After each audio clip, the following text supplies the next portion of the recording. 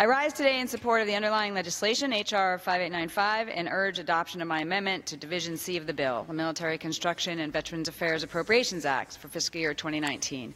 This amendment would increase critically needed funding for suicide prevention and outreach programs as part of a broader mental health service for our veterans. Veterans make up less than 9% of the U.S. population, yet veteran suicides account for 18% of all suicides in America.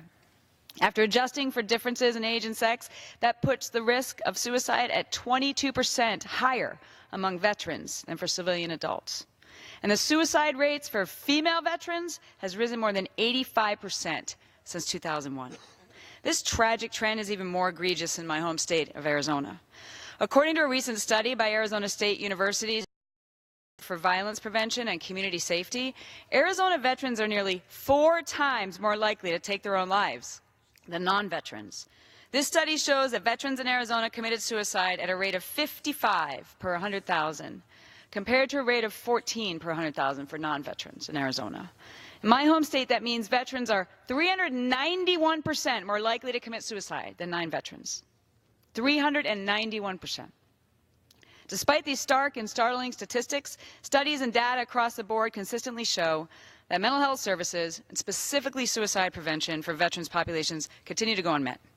It's not enough to simply talk about studies and statistics and hope for the best. Lip service will not save lives. For the over 500,000 veterans that call Arizona home, this can be a life or death issue. Today, and every day, on average, 20 veterans took their own lives. 20 of my fellow warriors, 20 heroes, 20 loved ones, sons, daughters, mothers, fathers. 20 vets who often survived combating the enemy in conflict, only to come home and take their own lives. Mr. Speaker, this is unacceptable. When they raised their right hand and took an oath that they were willing to defend our freedoms with their lives, we have a covenant that we got their back, and we're going to give them everything that they need.